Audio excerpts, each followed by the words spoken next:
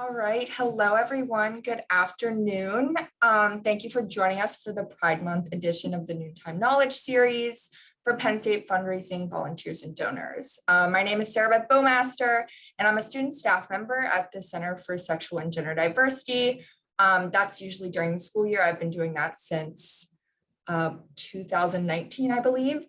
So for a little while now, and going into my fourth year, and we'll be hopefully joining the team there again this year. This summer, I am serving as a Penn State Division of Development and Alumni Relations summer intern, and I'm working within the talent management office there. But before we start our presentation, we want to just do a little housekeeping for Zoom. So please make sure that your microphones are muted right now, but we hope that you turn on your cameras, if you're comfortable, so that we can all see each other. We will be recording this session to share with those who couldn't make it here live. And then following this first part of the presentation with Sonia and I, there will be a Q&A session, and you can submit your questions anytime by using the chat box, or you can unmute yourself then during the Q&A portion to ask a question. So with that, we're going to get started.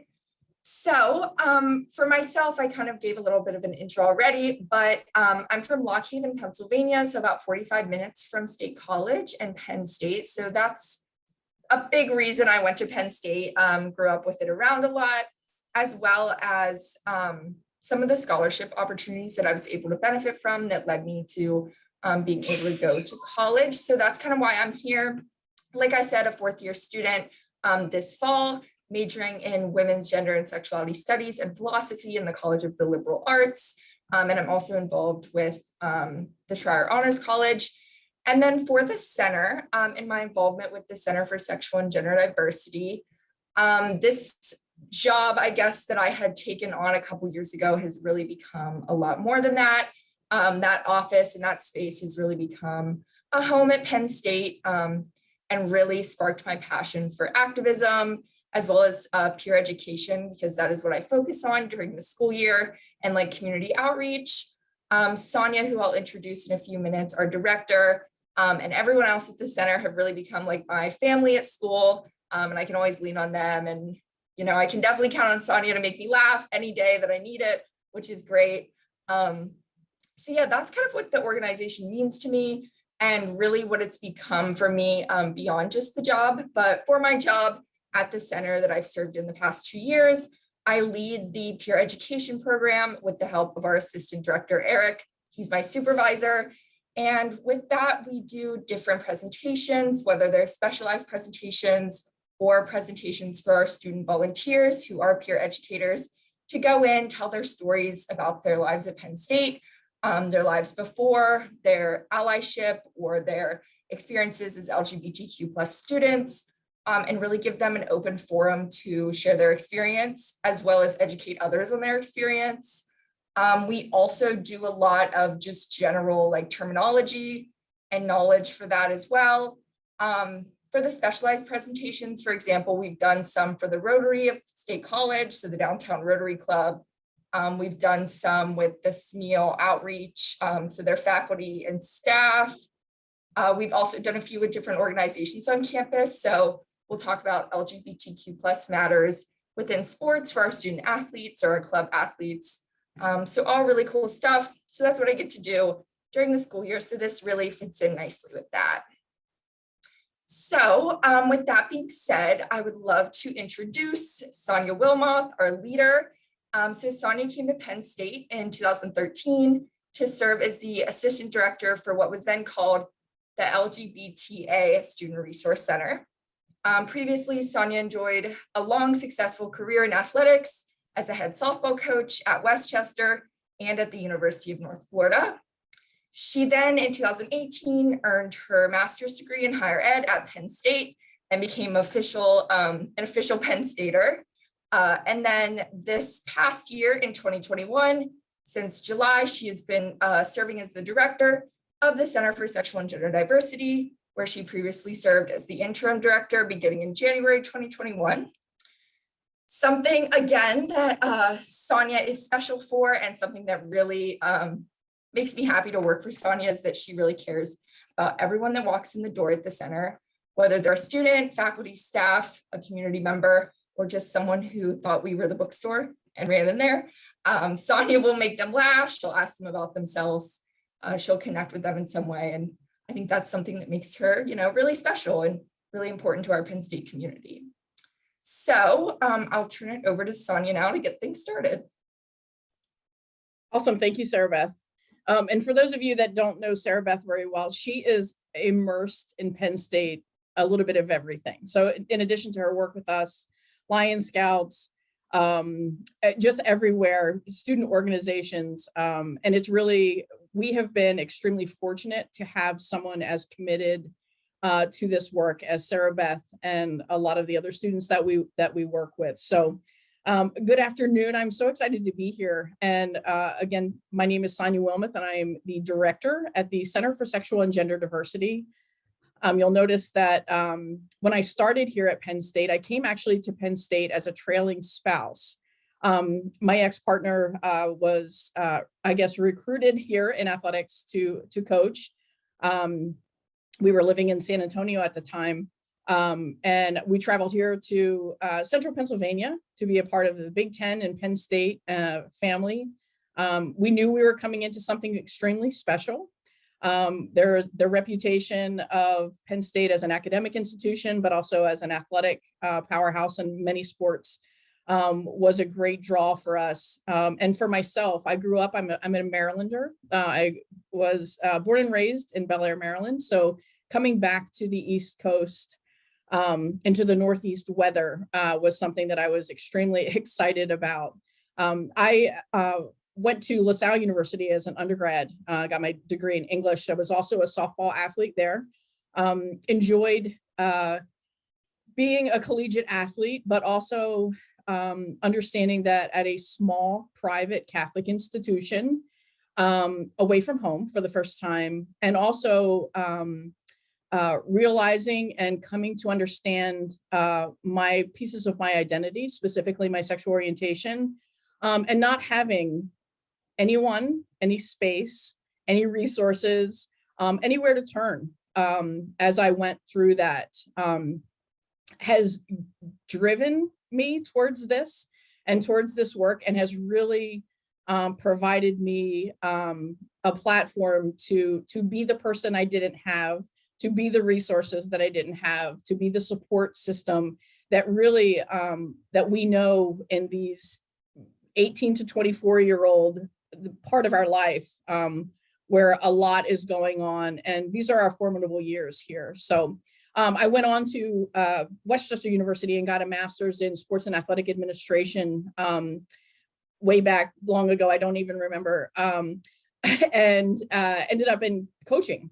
And not by choice. It was not something that it was designed to happen, but really enjoyed engaging with college age athletes on many levels, from an athletic standpoint in their development, but also in the preparation for working with young women to create strong, independent women coming out of college who wanted to go on and do great things beyond athletics.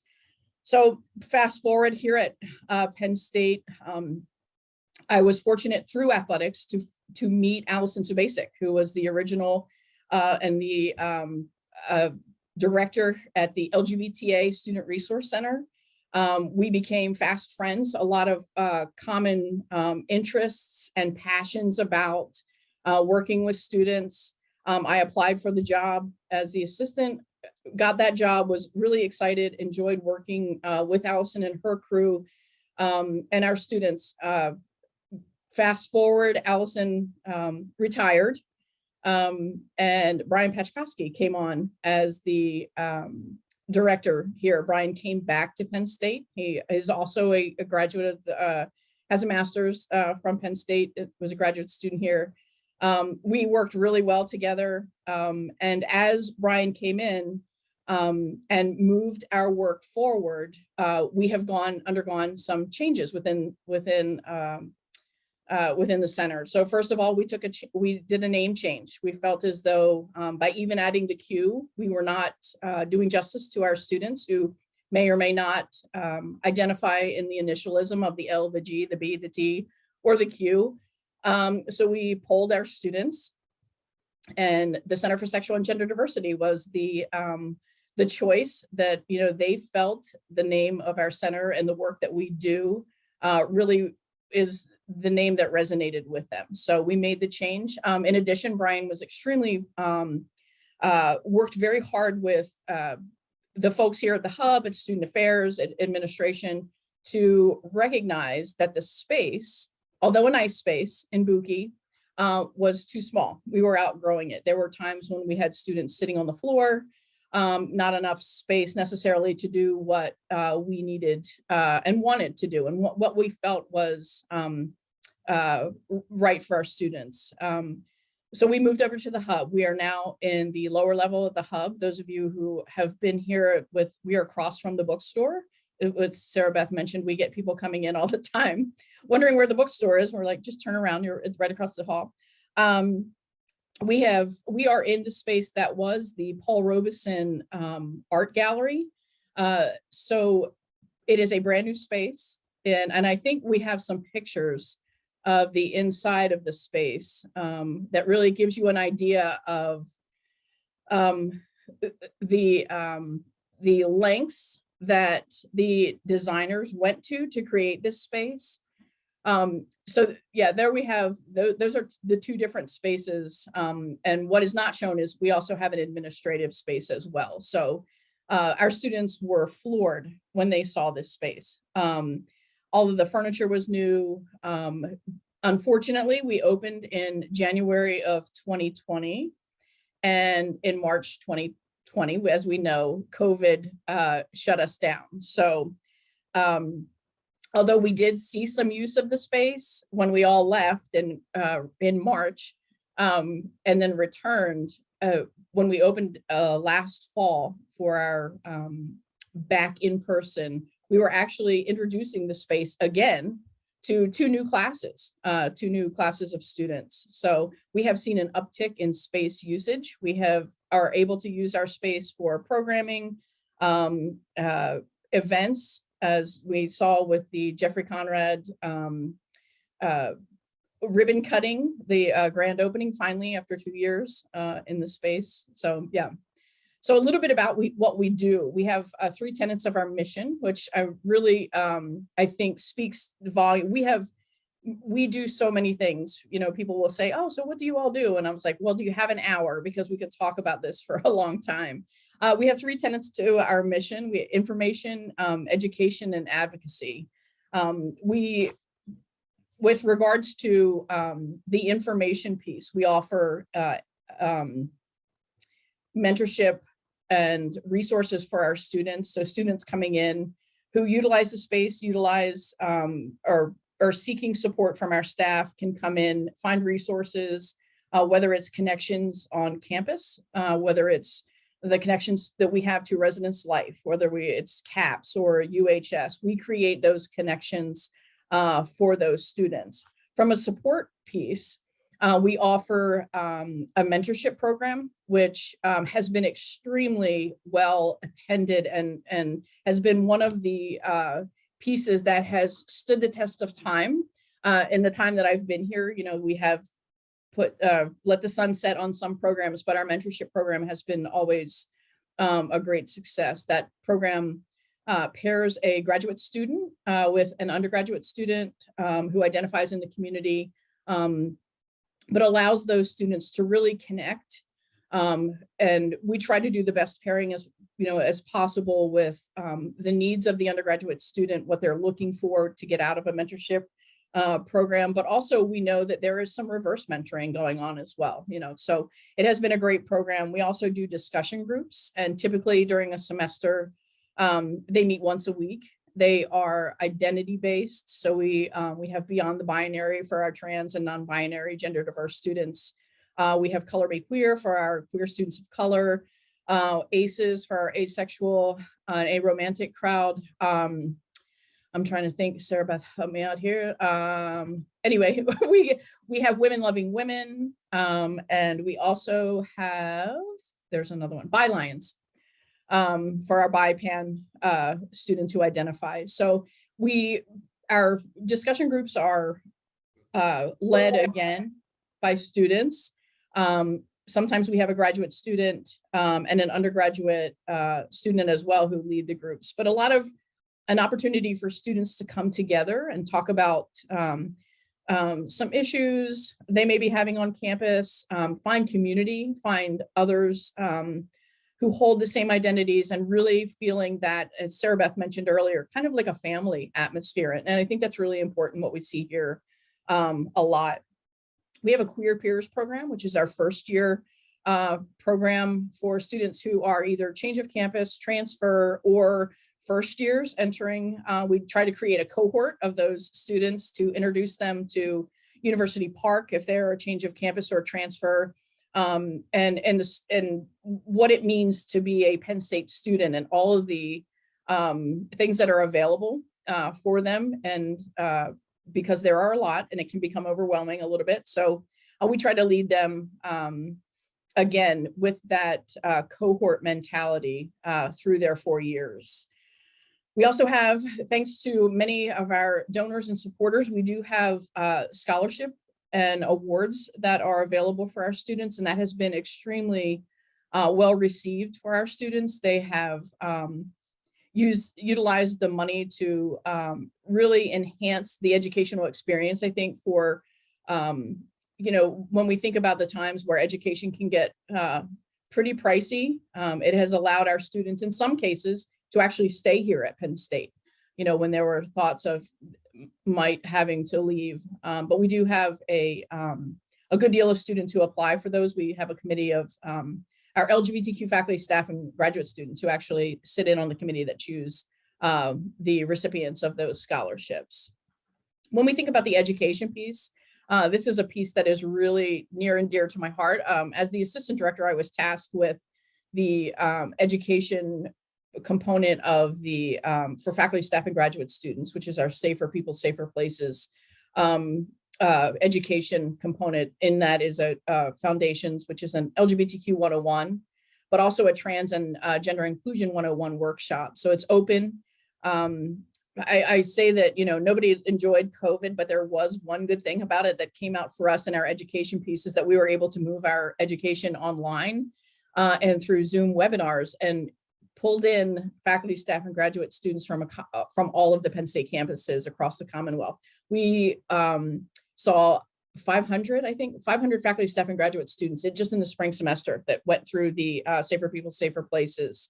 And what those are designed to do is to educate those faculty, staff, and graduate students that are either student-facing or not necessarily student-facing about about the community, about what it is like to be a part of this community, some of the terminology that we're seeing, especially right now around our trans and non-binary. We have a great deal of requests for education around pronouns, why they're important, how to use them, how to ask for them.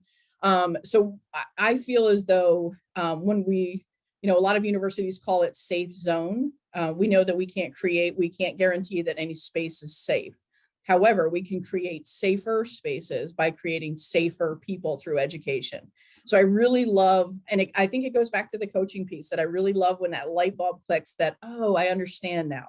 I understand that these students are not just, they're navigating campus maybe as a trans or non-binary student, and what does that feel like in a residence hall situation? How does it feel in the commons when their ID might not match, their picture on their ID might not match what they are expressing now and how their expression is. So I really feel that through that education piece is giving our faculty and staff and graduate students the tools to better support our queer community here at Penn State, and how that they, and I love, because there is such a want for it. It is not mandatory.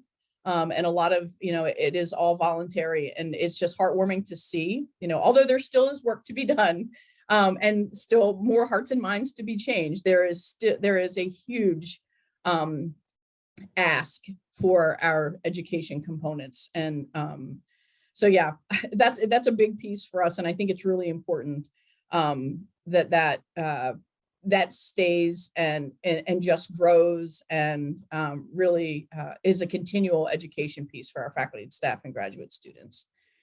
As Sarah Beth mentioned, she has done a great job with our peer education program. We've done what we call straight talks in the past. They are called student voice panels now.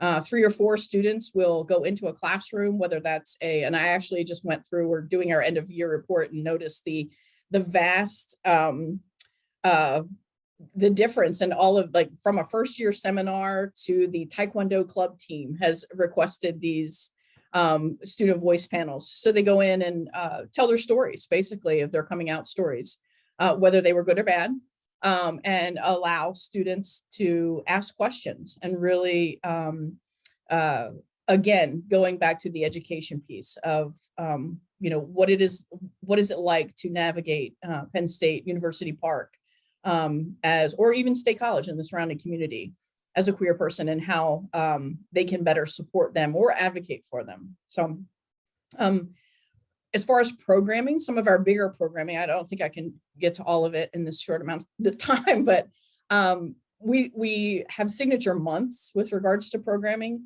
So in October, we celebrate LGBTQ History Month.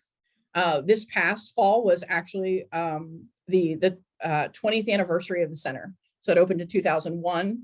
So we put together in staying with the art gallery theme, we created an exhibit of the history of the center. Basically, we have a lot of information. We had a lot of display cases set up from people, from alumni who have sent us pride posters from, back. We have the information about the homophiles of Penn State.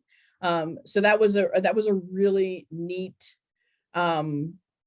exhibit to dive into, not only for myself, because I learned a lot, but also for our students. I think they don't know the history here per se, and had an opportunity to really dive into the literature that we have and the artifacts that we have here. So LGBTQ History Month in October, we celebrate Trans Awareness Month in November. And during that month, we do our trans vigil, our remembrance vigil. We do that at the Pascagoula Spiritual Center. One of our most heartwarming, touching ceremonies and pieces of programming that we have. We've had a great outpouring of support within the community for this event. We've actually collaborated in the past with CLSN, which is the Center LGBTQ Support Network here, in putting that together. And we, in February, we celebrate Black History Month. March, we celebrate Women's History Month, and all the intersections within those 2 months between the queer community and the celebratory months. And then in April, because we know now is June is Pride Month nationally, we don't have that many students here. So we have designated Pride Month as April here at Penn State. And one thing that I will say about that, I think it's interesting that when I first started here, we did a Pride Week, and it was in March. So we had limited everything, and we packed all this programming into a week. Brian got here and said, why don't we make it a month? Because there's so much going on. We don't want to over program, over stress everyone within a week. So we chose April. We opened it up, and typically it was really within our office. So it was, the Center for Sexual and Gender Diversity celebrates Pride Month. Well, for whatever reason, we have so many people that want to partner with us. Oh, we have, the School of Theater wants to do something for Pride Month, and the Center for Performing Arts wants to do something for Pride Month. Well, now it's April is Penn State Pride. So we take a little pride in that we have convinced, and we have not convinced, but it has now become Penn State Pride instead of just the Center for Sexual and Gender Diversity. So that's one of the things that I think is the accomplishments of the steps forward that we see that the university has taken on and really embraced, and not only the university, but the borough as well.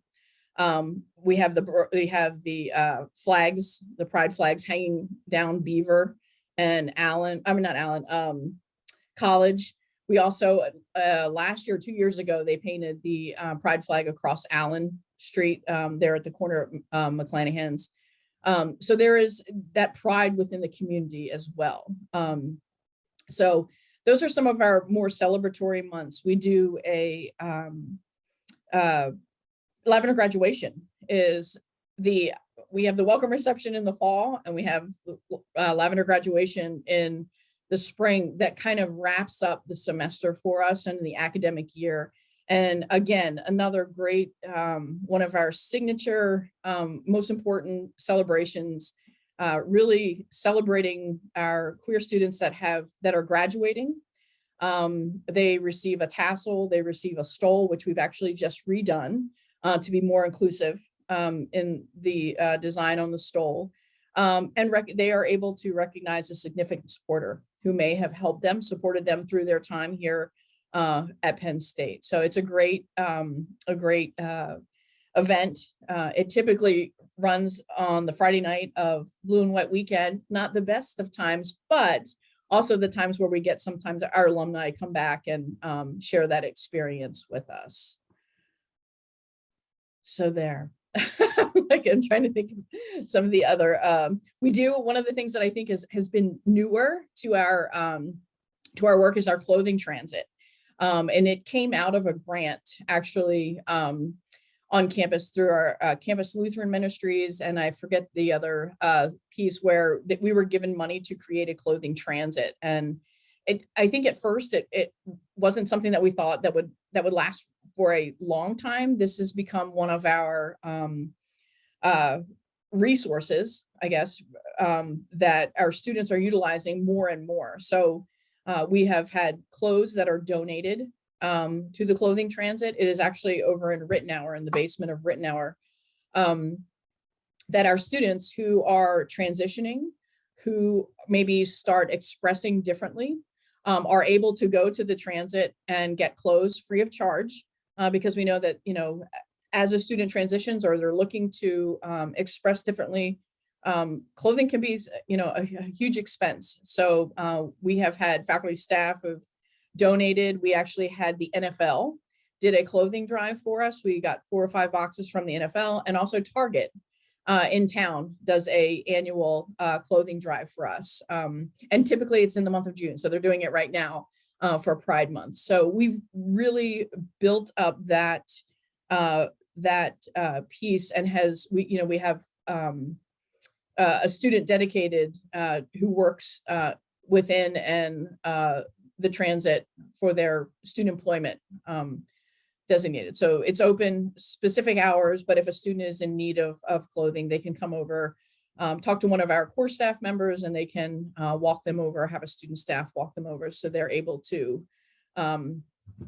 get into the closet and get what they need free of charge. And that includes shoes, accessories, jewelry. We have it runs the gamut of things that are available for them.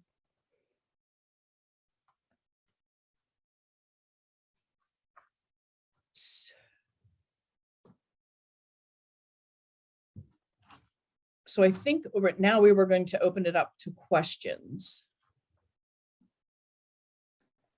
Yeah, so if anyone again has questions, you can put those in the chat, or you can just unmute and kind of share them with us that way. While you're thinking of those, I'm going to, take off what Sonia said and talk a little bit about philanthropy in the center, and as a student perspective with the philanthropy that has been so generously given to the center.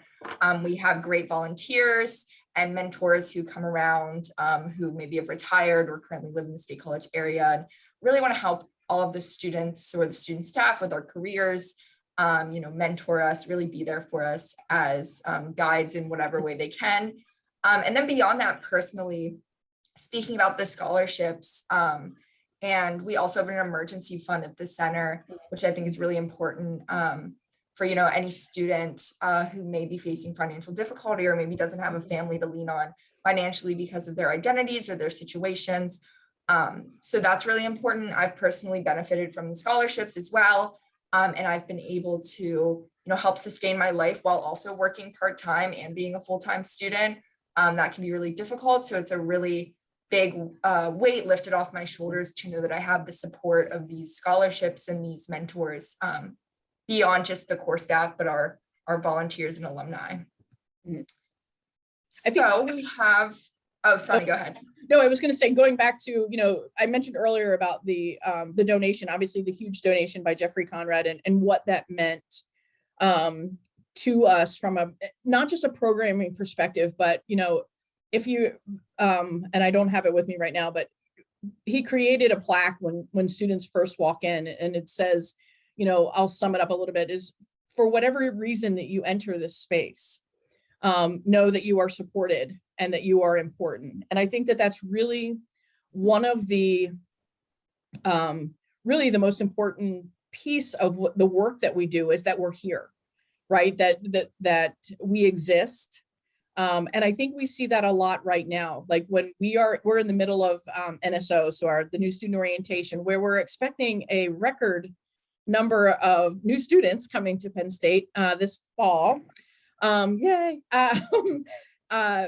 We have, when we talk about times are changing, we have seen more families walk in our doors to say hi, to check out the space and ask, what are some of the resources, or how is my student going to be supported when I drop them off? And for a lot, we've had parents cry because that feeling of what it means, again, to, it might be their first child that they're dropping off, to college. And that's going to be an overwhelming experience. As a parent, I haven't felt that yet, but I'm assuming I will at some point. But thinking about, and I go back to my coaching again, it was like the recruiting piece of it that, I became their parent away from, and the joke in our office is Brian is the dad and I'm the mom, that we take these students in and we care for them, and that kind of security, and that we exist and that we're here and we're a text away or an email away or a phone call away has been really, really impactful. And the commitment that Jeff Conrad made when he made the gift, and to hear him talk about that and hear him talk about his experience on campus and what that means to him to give to this space and the programming and the opportunities that our students can have. We're talking today about our Out and Engaged, where we take students. We took a group to Philadelphia. We took a group to New York City. This fall, we're going to go down to Washington, D.C. to be able to have funding to make those things happen, for them to understand a little bit about, the history of Philadelphia or the history. We went to Stonewall and what that meant to, for generations before us who fought the fight, and we're still fighting, and what that looks like. But yeah, again, going back to, what Sarah Beth mentioned is for our students, that commitment has been, I don't think you can put into words what it has meant for our students, other than to watch them graduate and feel as though they were able to be at Penn State and be who they knew themselves to be, and authentic and who they are. Sorry, Sarah Beth, I didn't mean to cut you off. No, that was great. And I absolutely agree with all of that. From a student perspective, it's so true that the impact is really huge on all of us. Mm-hmm. So we have some questions coming in. Are the resources and programs only available to students, or can staff participate as well? From a student perspective and a student staff perspective, I would say a lot of our programs are open to faculty, staff, community members, and students. And then there are some that are going to be student specific. Sometimes we have undergraduate specific events, grad student specific events. So it really would depend upon the event. But a lot of times when we have guest speakers or film or video showings, or we have our displays up and have little events with our monthly displays, whatever month it may be, or celebrating the history of the center, those would be open to anyone. Mm-hmm. Just during the hub hours and our open hours. Really, the only thing that limits us with regards to participation sometimes is community, in the sense that a majority of the money that we receive in our budget is student fee generated. So when we go in front of the student fee board, that money is to be used for, and it's specifically to University Park. A lot of that money, like we'll have maybe the community group say, oh, can we participate in this? And I'm like, ooh, we're providing food, and that money comes from student fee. So it's really more a student or actually a Penn State event. But we actually are doing an alumni tailgate this coming, I think they designated October 22nd as the alumni game. We had a choice. We got to choose between the 2nd and the 22nd of October, I think it was. But I think it was October 22nd. We'll do a alumni tailgate down at the corner of University and Park in the pavilions down there near the softball field. We did that last year. We'll, invite everyone, all of our alum to come stop by, enjoy some food, and just chat and get to know our students and our staff and whatnot. So. Yeah, definitely. So for two of the next two questions, I'm going to put them together and answer them together, and then Sonia can elaborate. So the first one is, are students able to host their own meetings or events in the center's hub space? And then another one is, how many students do we serve annually at the center? So for the space itself, I would say that there's at least, on an average day, when I'm there for 3 hours, there's at least 20 students that come and go within those 3 hours. People are always eating lunch, meeting to work on projects, meeting as just like whatever groups they're involved in, for class, maybe not for class, for Zoom, online class. A lot of students coming in and out all day, every day. Doesn't really matter when I'm there. I'm always seeing different groups of students, seeing people I see, each day that's kind of like their home at Penn State as well. So hopefully that answers the question about the space. So you can't reserve the space. And Sonia, correct me if I'm wrong, but you can't reserve the space, but it's open unless we have like a registered event that we have to close for anyone to come in, meet. There are 2 very large areas that you can put a lot of people into. So you can have meetings or things like that. And you can also come in with a group and schedule a tour of the center. I've done numerous tours of the center for alums, for parents, for student orgs. So that's always an option as well. And then beyond just how many people come into the center on a daily basis, I would say we serve thousands of students in some way or another, whether that is the financial support, the mentorship, the programs, the space itself. Yeah, Sonia.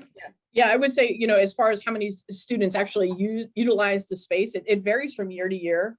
I have seen, and like I said, as soon as we opened up this fall, I have seen a huge uptick in utilization of the space as a just for students coming in and studying, finding community. I mean, we've gone out there. At one point, there were so many students, both tables were loaded up and there were people in the rotunda. I walked into Brian's office and just poked my head in and I said, we're going to need a bigger space.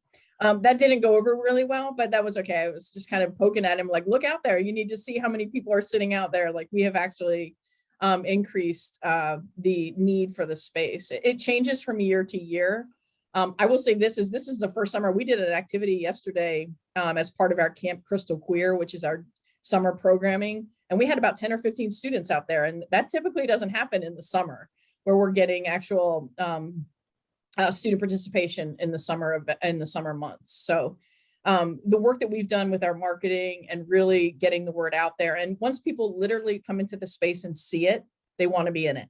And I think that has really increased the number of students who are in and out. We have the usuals. We always call them their usual. I forget what Ryan calls them. Yeah. The regulars. The regulars, but there was another one. Yeah. Yeah. And it's interesting. Some days it's a pretty rowdy space. Yeah. Kind of having a good time socializing. Then other days it's very studious and everyone's very quiet and working. So it's fun just to kind of see what the mood is that day. Okay, so our next question, 2 parts. So how can alumni be involved in supporting students and the center beyond financial support? And then in the context of providing support, how do those who maybe don't interact with the 18 to 22 age group better understand their experiences in general or Penn State, and make themselves, more educated or relatable. So I'll do the second part. Okay. As a student, Yeah. we have a lot of people that just kind of come in and do a little round, say hello to everyone, and just ask, their majors, where they're from, what they're doing. I think that's a great way, especially if you're local. If you're not local, just seeing what's going on whenever you're visiting or stopping by the center when you're visiting, and saying hello to the student staff who are going to be there, daily or a couple days every week. They're going to be there. You can kind of get to know them, and then maybe they can introduce you to others who you could maybe relate to professionally or from your hometown, and that could lead into a mentorship program. You could also talk to Sonia or Eric Duran, who's our assistant director, and have them connect you with students who you may be able to relate to in a certain aspect or learn from. Vice versa, you learn from them, they learn from you. We always are looking for that. And Eric, Sonia, and all the student staff members know all the students that come in and who may be able to connect with you in that regard and kind of help you understand the current climate at Penn State, and then you can help them in some way. So then, Sonia, I'll leave you to answer how can alumni be involved in supporting students in the center beyond financial support? Yeah, I think one, if again, like Sarah Beth said, if you're here, like in State College or the surrounding areas, is we do offer up opportunities for alumni to get involved with like the homecoming game. In the past, we've also done a blue-white weekend get together. We did not do that this past year. We've often talked about doing something for Arts Fest. So there are certain things that when larger groups of alumni are invited back or come back to Penn State or University Park, that we would definitely want to find ways to connect with them, stopping by. Also, I think staying in touch with our social media is, I know that for some people, they don't like that, or, we do have a Facebook page and an Instagram page. Those are run by our students. So if you really want to know what's going on with the students and their perspective is, we allow them to really use their discretion. Also, we put out a newsletter during the academic year. It's every Monday about what's happening in the center, whether it's a celebratory month, whether it's programming, whether it's the links, if we do a speaker that we're doing virtual, the links to stay involved. But I think there are a lot of ways. And I think too is, I think Sarah Beth made a great point of, so we have Harry and Ed who are in town, Harry Kropp and Ed Luguco, they come in every Thursday and they really connect with our students. And it's, it has been such a great relationship for the students, but also for them to, Harry was an alum, and, he is really, they live in the area, and it's easy for them to just pop into and really meet the students and get a vibe for what they are going through. And, we like to say, obviously, that, we think that from an administrative standpoint, our students have a great support here at Penn State from the top down. Eric Barron, when he was president, was such a proponent of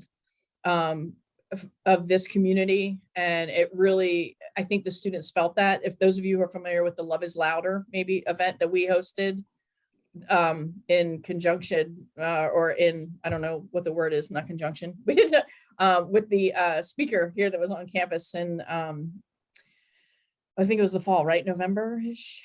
Anyway, the Love is Louder, the president came, he sat on the floor, talked to our students until somebody gave him a chair.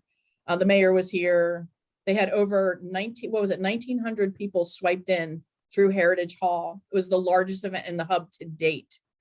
And we had people spilling out into the hub and waiting in line to get into this event. And it was really, I think, as students were swiping in, a lot of our staff were saying kids were crying because they never knew that all of this support was here, and that made them feel, it was really heartwarming. So if you haven't checked it out, check out Love is Louder. It even made the UK news. Yeah. Awesome idea also from Bruce in the chat. As a student, I really appreciate that, you would love to hear from us more about the center from the student perspective, I think that would be great. And, you know, help drive philanthropy absolutely for the center. So we'll definitely get to that. I'm going to have to run because I'm traveling for work, but I'm going to pass it over to Sonia. So thank you, everyone. Thank you, Sarah Beth. So I'm going to check the chat. I don't, can we do it again? Oh, some other students participate. Yeah, I think that's important. You know, a lot of people will come in and ask me questions and, oh, so how is it this? And I was like, well, or how is it for LGBTQ students on campus? And my initial reaction is, well, I'm not a student and I don't navigate this campus as a student. So it's hard for me to articulate. I mean, I hear, but I don't do it every day. So, you know, my answer to that is I have the luxury and the privilege to see behind the scenes of what's going on administratively. So when, you know, the new AD 84 policy used to be preferred name policy, it's now called the chosen identity policy. So students can no longer have to walk to the office or email me to have their name changed in the system.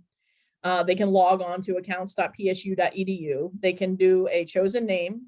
They can designate their pronouns. They can designate their gender identity. Eventually it will pick up prefixes. I don't know if that's done yet. And then eventually it will allow people to designate their sexual orientation. So I have watched all that, and that was a lot of Brian and Allison in the beginning, and then Brian took over the reins for that. So I have the ability to see all of those things behind the scenes.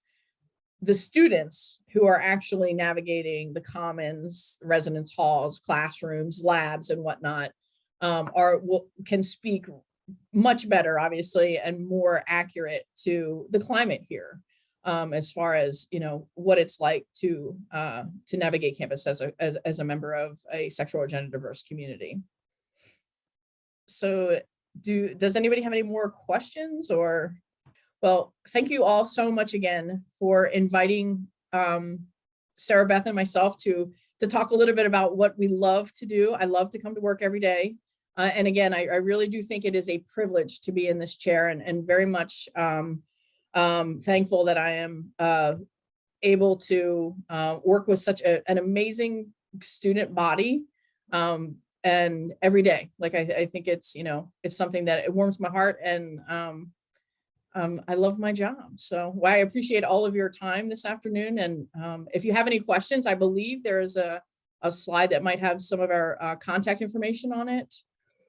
Feel free to reach out to me. You can find our information also at studentaffairs.psu.edu/CSGD. And that can get, feel free to reach out, and yep. So there's my SRW 236 at PSU. Feel free to contact me anytime.